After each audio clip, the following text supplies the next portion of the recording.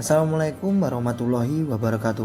Halo teman-teman Satuan Kerja di lingkup KPPN Jakarta 7. Apakah SKPP yang diajukan tertolak? Simak penjelasan berikut ini. Sebelum kita membahas permasalahan penolakan ISKPP, mari kita membahas apa itu SKPP. SKPP adalah surat keterangan tentang terhitung mulai dihentikannya pembayaran gaji yang dibuat atau dikeluarkan oleh kuasa pengguna anggaran berdasarkan surat keputusan yang ditetapkan pejabat berwenang dan diketahui oleh KPPN setempat. SKPP berisi rincian pembayaran gaji bulan terakhir PNS yang telah dicairkan dananya pada KPPN setempat. Rincian tersebut terdiri dari penerimaan, potongan-potongan, utang, rincian keluarga, dan keterangan lainnya. Nah, sekarang SKPP ini terdiri dari dua jenis. Jenis SKPP yang pertama yaitu SKPP pindah.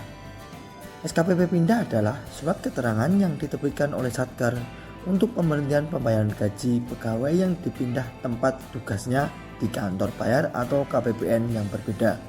Sedangkan jenis KPP yang kedua yaitu SKPP pensiun. SKPP pensiun adalah surat keterangan yang diterbitkan oleh Satker dan disahkan oleh KPPN untuk pemberhentian pembayaran gaji yang dikarenakan pegawai di Satker tersebut memasuki masa pensiun atau meninggal dunia.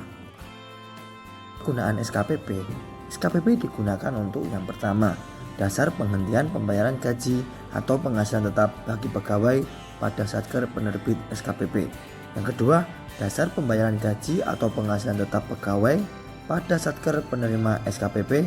Dan yang ketiga, dasar pembayaran hak pegawai yang berhenti atau diberhentikan pada PT Taspen atau PT Asabri. Selanjutnya, kita akan membahas bagaimana proses pengajuan ISKPP. Pada tanggal 2 Desember 2022, telah resmi ditetapkan aturan baru terkait pengajuan SKPP melalui Peraturan Menteri Keuangan Republik Indonesia Nomor 178/PMK 05/2022 tentang tata cara penerbitan dan pengesahan surat keterangan penghentian pembayaran secara elektronik. Berdasarkan Peraturan Menteri Keuangan yang dirilis pada Desember 2022, pengajuan SKPP mulai bulan Mei 2023 mengalami perubahan dari pengajuan manual berubah menjadi pengajuan secara elektronik menggunakan aplikasi gaji PNS pusat yang terinterkoneksi. Yuk kita simak proses pengajuan SKPP supaya tidak mengalami penolakan. Proses pengajuan SKPP yang pertama adalah rekam SKPP pada gaji web. Sebelum melakukan perekaman data di aplikasi GPP, maka kita mempersiapkan dahulu surat keputusan pensiun atau pindah supaya dalam merekam data kita tidak melakukan kesalahan perekaman. Kesalahan perekaman yang sering dilakukan sehingga SKPP ditolak oleh KPPN antara lain adalah kesalahan perekaman yang sering dilakukan adalah yang pertama, tanggal TMT pensiun tidak sesuai dengan yang ada di SK pensiun. Maka cek kembali SKPP sebelum dikirim ke KPPN. Samakan tanggal TMT pensiun di SKPP dengan TMT pensiun di SK pensiun.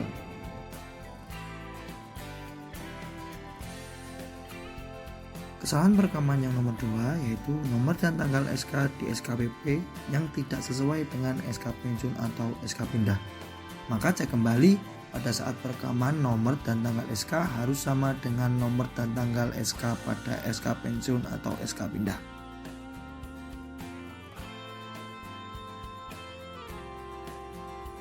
Kesalahan penginputan yang selanjutnya yaitu kesalahan input bulan terakhir pembayaran uang makan dan tukin.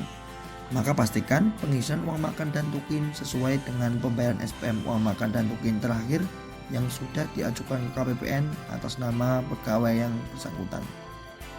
Kesalahan perekaman yang nomor 4 yaitu nama Satker baru tidak sesuai yang tertera di SK untuk SKPP pindah. Maka pastikan pada saat pengisian data nama Satker baru sesuai dengan SK pindah.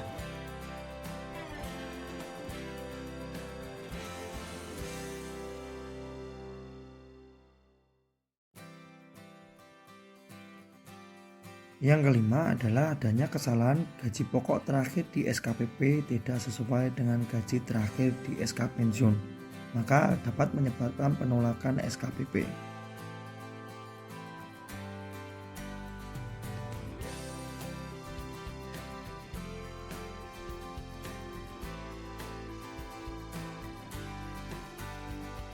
Kesalahan yang keenam adalah kesalahan pada saat menginput nama pegawai di SKPP tidak sesuai dengan nama yang terdapat di SK.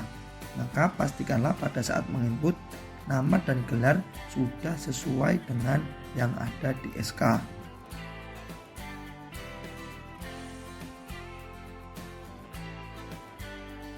Setelah dipastikan semuanya yang direkam di SKPP itu benar dan sesuai dengan SK, maka proses pengajuan SKPP yang nomor 2 yaitu menyetujui SKPP atau approval SKPP dengan menandatangani secara elektronik dan mengirimkan SKPP ke KPPN melalui aplikasi GPP.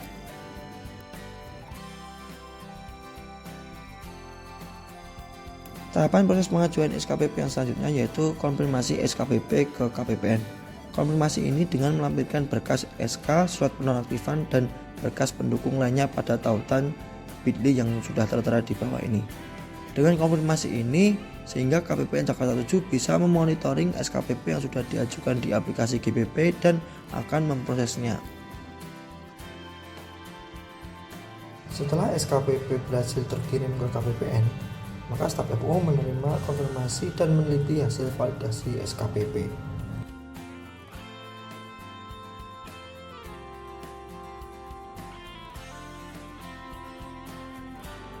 Selanjutnya, Kepala Seksi Pencairan Dana melakukan pengecekan kembali hasil validasi dan melakukan pengesahan SKPP dengan menandatangani secara elektronik. Penonaktifan database pegawai pada aplikasi gaji akan secara otomatis dan penonaktifan data supplier tipe pegawai secara sistem melalui aplikasi SPAN. Nah, setelah SKPP sudah disahkan, maka Satker dapat melakukan monitoring dan mengunduh berkas pada web gaji.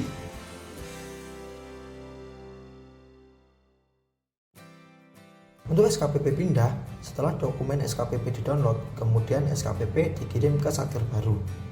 Satker baru menerima SKPP dan data pegawai pindah serta mengirimkan data pegawai pindah ke KPPN secara resmi. Kemudian KPPN baru menerima SKPP pindah dan mengaktifkan pegawai pada database gaji. Sekian tahapan proses pengajuan ISKPP. Semoga dapat membantu dalam memproses ISKPP supaya tidak terjadi penolakan. Terima kasih.